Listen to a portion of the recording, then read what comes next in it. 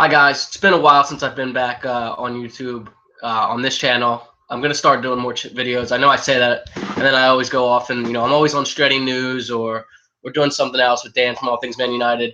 But I want to give my channel some more love, give it some more attention because it's been a crazy season so far. We're in December. Christmas period is coming up. Manchester United are out of the Champions League. They're in the Europa League against a team from Denmark that I can't even pronounce. And things have gotten a bit crazy since I've last been on here. The last review I did was like Newcastle last year, I think. So anyway, let's get right into it. LVG in, LVG out. What the fuck is going on? So I've just seen on Twitter that there's a potential banner to fly over the game this weekend with LVG out. And it made me go all the way back to the Moyes era when that banner was flown. Now, I supported David Moyes for quite a few months. I didn't think that he was properly backed in that first summer transfer window. He only brought in Marouane Fellaini. Eventually, I came about and realized that David Moyes wasn't the man to take us forward. I realized that tactically he was inept. He wasn't able to adapt and change. He kept playing 4-4-2.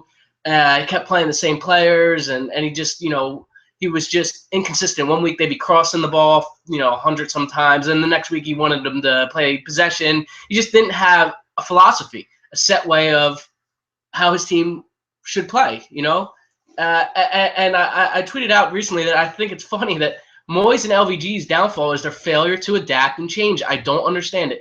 Maybe I understand it more with LVG because, he's Dutch, he's stubborn, his philosophy is proven in the past, but it's not working. Manchester United were getting 0-0 draws, like 5 out of 10 or something like that. They're not scoring goals. They're playing the same boring football that nobody wants to see. He's obsessed with possession. His football team is a reflection of his personality. I imagine he's, at home he's quite controlling, has to have things his way, always has to be in control of the situation and everything like that. And that's how he wants his football team to play. But it's not working. The players don't fuck with him. It's like, you look at Chelsea, those players aren't giving their all for Mourinho. And I feel like it's the same way at Manchester United. So after Moyes was sacked, I'm going to get back into that, a little bit of what's going on. He comes in after a brilliant World Cup where he finished third, was a penalty shootout away from making it to the final and playing Germany. And I was really excited that he was coming in because I knew that, he played 4-3-3. He, played attacking, exciting football, or so we thought. He goes in, spends all this money, and the first season, it was just shit football. Other than maybe a month and a half, complete shit football. Okay, give him the excuses because top 4 was the objective. We knew how bad the team was under Moyes, and we realized it was going to take time. Angel Di Maria goes last summer. Robin Van Persie, Chicharito, all these senior players go. And I'm okay with that. I get it. You got to bring in new players, but they never did. They never replaced the players that they got rid of. And that is why right now you're seeing that. You know that there's going to be injuries no matter what. Even if you have, if you're one of the least injured teams in the Premier League, you're still going to have injuries to key areas. City have them, Arsenal have them, and United have injuries. It's no excuse. You have to be able to provide depth for your squad, and you have to have quality and depth. It's not just you can't just have, like what we have now. We just have youngsters on the bench, and now because of the injuries, youngsters are starting. It shouldn't be like that. I don't know if that's Woodward or I don't know if that's Van Gaal, giving Woodward here's my list of targets, go get them, and he just didn't get them. But the players were never ever replaced. Van Persie, Chicharito's killing it in Germany. I don't want to get into that. I have my own opinion on that. Maybe I'll make a video about that one day. But he didn't replace anyone. I said we were Chris Smalling injury away from a crisis at center back, and what happened last week against Bournemouth? We had McNair and Blind as our center backs. Jones always hurt. Smalling has been brilliant, but he's hurt. Darmian out. Luke Shaw broke his leg. That's a freak accident. That's not really on anyone's fault except for Hector Moreno. But what you're seeing now is just a lack of depth that's our problems. Now, the football has been very boring. He started off with 3 at the back when he first came in, and now this season we've adapted to a 4-2-3-1. Now, we're tied for the most clean sheets in the league. We have like the best home defensive record. But I think a lot of that is a reflection on us keeping possession and playing 2 holding midfielders, because what essentially you're doing is playing 6 defenders, because those 2 holding midfielders rarely venture forward.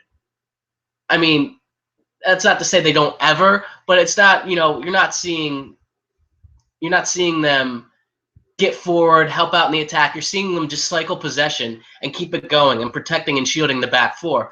And, I don't think when you're at home you need to play 2 defensive midfielders against, a Norwich or a Newcastle. You don't need to.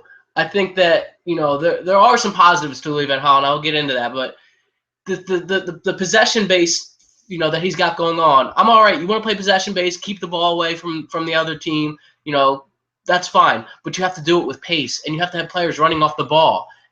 And there's so much more that you have to do. And I just feel like these players don't give 100% for Louis van Gaal. I just see them off the ball, being very static, not making runs, and it's very frustrating.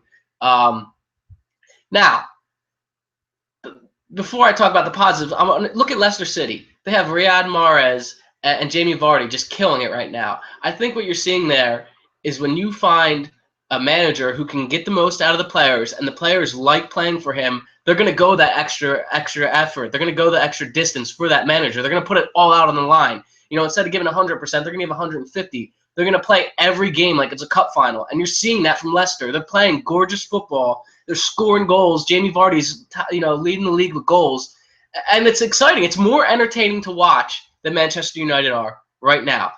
Now, that's not how it should be, especially when you spend all that money. However, the positives, and there are some positives,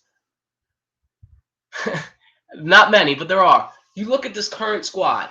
Okay, if everyone's healthy, the starting 11 isn't that bad. It's not bad at all, actually. My starting 11, I think the strongest starting 11 Manchester United can put out: David De Gea, Luke Shaw, Smalling, Jones, Darmian. We'll play 4-3-3 like he's been playing, 4-2-3-1. Schneiderlin, Schweinsteiger, Herrera is the number 10, Mata on the right, Memphis on the left, and Martial up top. It's not a bad starting 11. A starting 11 that could challenge for the title if they were healthy and played all 90 minutes. We know that's not the case, and that can never happen. You need players that are impact players off the bench that can come in, super subs. Chicharito was a great super sub. Could have kept him for that. If he wasn't going to start, you could have just kept him as a super sub. Now, going forward this summer in the transfer window, and probably in January, they're not going to have to get rid of many players. Maybe Michael Carrick retires because he's gotten up there in age and he just can't stay fit. And Wayne Rooney has to go, in my opinion, because when you pay $300K a week, you're not going to put that person on the bench. I just think that his time has passed him. I'm thankful for everything he's done for the club. I would never wish him to get injured, but, the stories about his drinking, things like that, it's time for Wayne Rooney to either go to Everton or come to the MLS. You can stay with me in Orlando.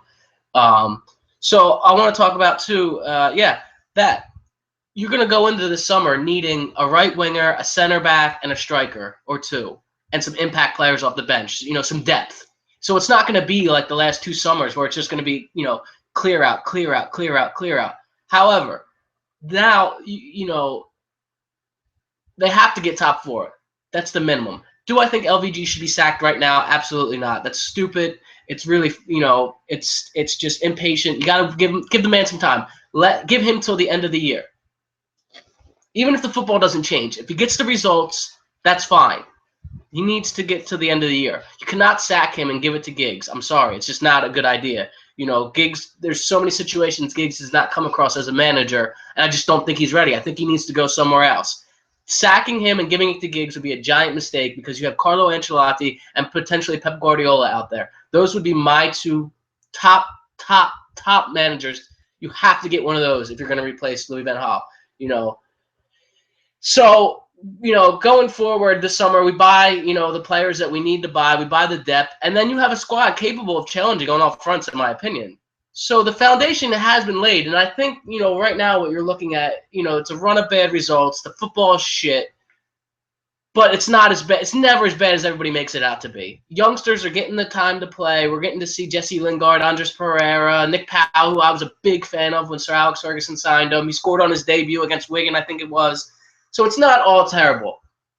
However, I agree with Steve White that if the football does not change, and that he has to go at the end of the year, because people do not want to see that. You're not going to get, you're not gonna, you know, get to sign the top players. They, you know, top players talk. You know, they talk and they know, you know, they're gonna call up, you know, Mata or whatever, and they're gonna say, you know, what's Van Gaal like? Oh, you know, he's all right. He's just really a control freak. Training sucks. Doesn't let me express myself. You know, and that's what I think LVG needs to do from here on out. You know, LVG needs to change. He needs to adapt. He needs to look at his philosophy and tinker it. His philosophy, you know, it's a little old and outdated maybe. You know, it laid the foundations for the Barcelona and Bayern Munich teams we're seeing now. But that was 5 years ago when he won those titles in Germany. And let's face it, Bayern Munich are, you know, the best in Germany. You know, they don't even have to market themselves. They just, players want to play for Bayern Munich. You don't have to sell the club to them. And it should be the same for Manchester United. So I think LVG needs to look at it. I think he needs to tweak his formation, tweak his tactics, you know, let the players express themselves. Be creative. Go out there. It's okay. You know, don't go out there playing not to lose. Go out there and fucking play to win. The fans will get, you know, the fans will be way more appreciative if you go out there and let your team attack. And you know, they'd rather see their team attack and go for it than lose than, you know, squeak out a 0-0 draw trying not to lose. If that made any sense, you know, I hope it did. So, you know, let me know in the comments, you know, you know, I know when the game ends, that's why I don't like to do a review, because you got all that steam build up and you know, you just want to fucking let rip. When you have a few days to think about it and you go in with a level head and a good opinion about it, you know, then I think better judgment can be made. As for the plane banner that's going to fly over Old Trafford, that's just a fucking absolute joke. Spend your money on better things. It's Christmas, you know. Go donate that money to somebody, you know, to a homeless person. You know, bring a homeless person in for dinner, or do the toys for tots, you know, for the kids that are less fortunate. Don't go out there and spend your fucking money on a plane banner, because that plane banner doesn't do anything but give us Manchester United fans a bad name. You know, it's a fucking joke. You just sound like a bunch of spoiled little kids because we're in a bad run of form. Imagine if every team who was in a bad run of form just fucking, you know, flew a banner over the stadium. It's just an absolute joke. And if I fucking ever saw or found that person who did that, I'd fucking sock him one right in the fucking mouth, and I'd fucking shit on that banner and rip it up. Look, LVG needs to get to the end of the season. That's my opinion. You might not agree with it, but whatever. You know, no one's fucking right about everything.